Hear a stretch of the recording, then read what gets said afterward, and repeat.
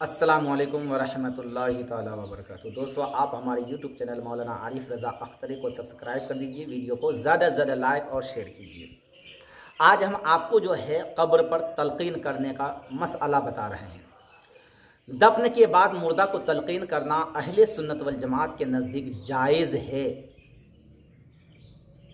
حدیث شریف میں ہے کہ حضور اقدس نور مجسم صلی اللہ علیہ وسلم نے ارشاد فرمایا، جب تمہارا کوئی مسلمان بھائی مرے اور اس کو مٹی دے چکے تو تم میں سے ایک شخص قبر کے سرحانے کھڑا ہو کر میت اور اس کی ماں کا نام لے کر یوں کہیں کہ یا فلان بن فلانتی، وہ سنے گا اور جواب نہ دے گا۔ پھر کہو اے فلاں بن فلاں،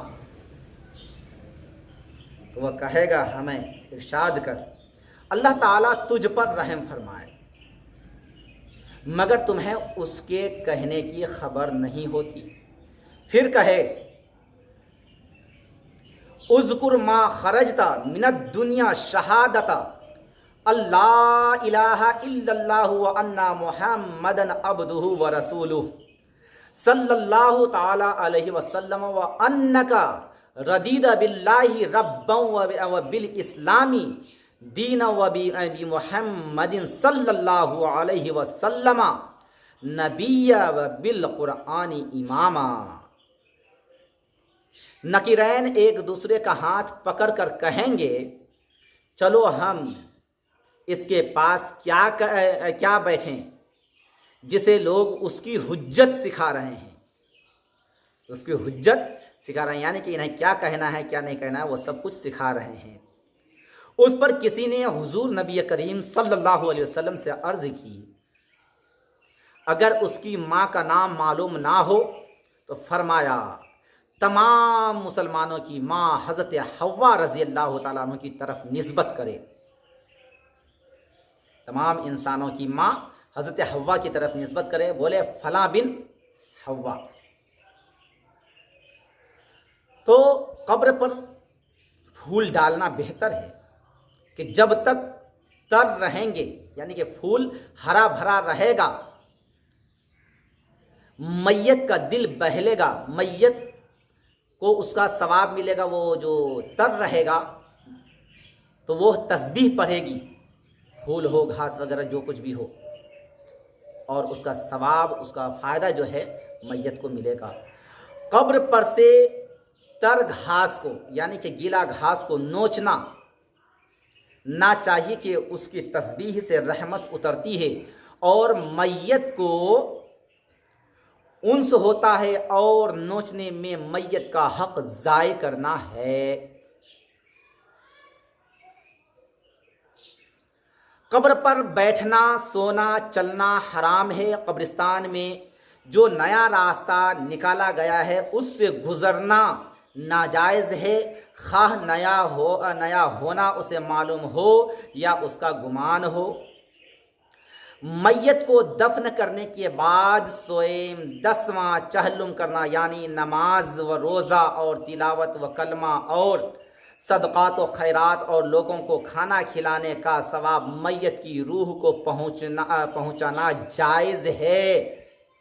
جتنے لوگوں کی روحوں کو ثواب پہنچائے گا سب کی روحوں کو ثواب پہنچے گا، اور اس پہنچانے والے کے ثواب میں کوئی کمی نہیں ہوگی۔ اللہ تعالیٰ کی رحمت سے یہی امید ہے کہ اس کو پورا ثواب ملے گا۔ یہ نہیں کہ تقسیم ہو کر ٹکڑا ٹکڑا ملے، بلکہ یہ امید ہے کہ اس ثواب پہنچانے والے کو ان سب کے مجمع کر کے اور مجمع کے برابر ثواب ملے گا۔ قبروں کی زیارت کے لیے جانا سنت ہے۔ ہفتہ میں ایک دن زیارت کرے، اور اس کے لیے سب سے افضل جمعہ کا دن صبح کا وقت ہے۔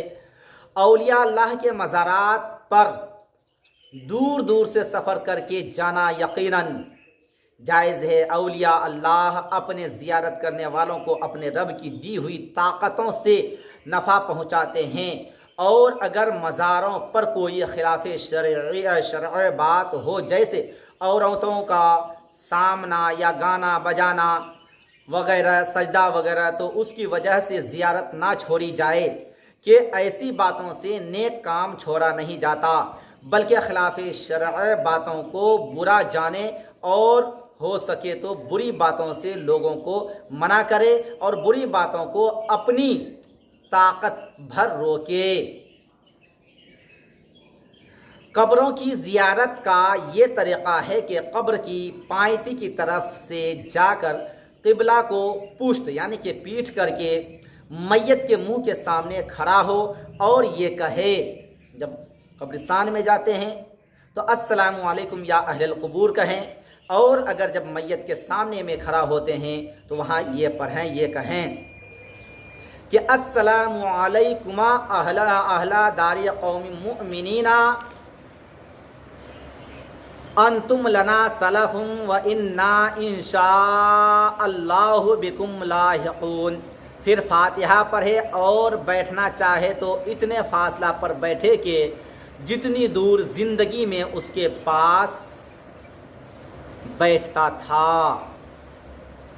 حدیث شریف میں ہے کہ جو 11 مرتبہ قل ہو اللہ احد شریف پڑھ کر اس کا ثواب مردوں کی روح کو پہنچائے تو مردوں کی گنتی کے برابر اس کو ثواب ملے گا۔ کچھ ایسے فاتحہ خوانی کرنے والے مزارات پہ، فاتحہ خوانی کی مخالفت کرنے والے، مزارات پر نہیں جانے والے، مزارات پر طرح طرح کے عیب لگانے والے، یعنی کہ کچھ ایسے بدعقیدہ بھی ہیں، وہ قبر کی زیارت اور فاتحہ سے منع کرتے ہیں۔ ان لوگوں کی صحبت سے دور رہنا ہر حال میں ضروری ہے، اور ہرگز ان لوگوں سے میل جول نہ رکھیں بلکہ ان سے پرہیز کریں، کیونکہ وہ آپ کے ایمان کا بھی جنازہ نکال سکتا ہے۔ نہ ان کی باتوں کو ماننا چاہیے، یہ لوگ اہل سنت والجماعت کے خلاف ہیں اور سنت مصطفیٰ کے خلاف چلنے والوں میں سے ہیں۔ علماء اور اولیاء کی قبروں پر قبہ بنانا جائز ہے، مگر قبر کو پختہ نہ کیا جائے، یعنی کہ اندر سے قبر کو پختہ نہ کیا جائے، یعنی اندر سے پختہ نہ بنائی جائے۔ اگر اندر قبر کچی ہو اور اوپر سے پختہ بنائے تو اس میں کوئی حرج نہیں۔ اگر ضرورت ہو تو قبر پر نشان کے لیے کچھ لکھ سکتے ہیں، مگر ایسی جگہ نہ لکھیں کہ بے ادبی ہو۔ قبر پر بیٹھنا، سونا، چلنا پھرنا، پیشاب پاخانہ کرنا، قبر پر تھوکنا حرام ہے کہ اس سے قبر والے کو تکلیف پہنچے گی۔ اسی طرح قبرستان میں جوتا پہن کر نہ چلے۔ ایک آدمی کو رسول خدا صلی اللہ علیہ وسلم نے جوتیاں پہن کر قبرستان میں دیکھا تو فرمایا کہ اے شخص جوتیاں اتار لے، نہ تو قبر والے کو تکلیف دے اور نہ قبر والا تجھ کو تکلیف دے۔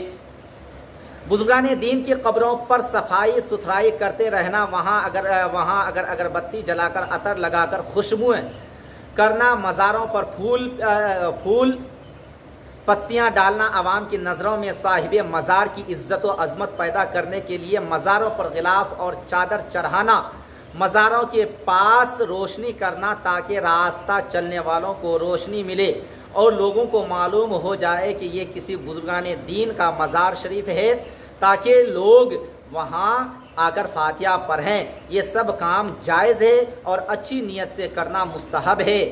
جہاز پر کسی کا انتقال ہوا اور کنارہ بہت دور ہے تو چاہیے کہ میت کو غسل دے کر اور کفن پہنا کر پورے اعزاز کے ساتھ سمندر میں ڈال دیں۔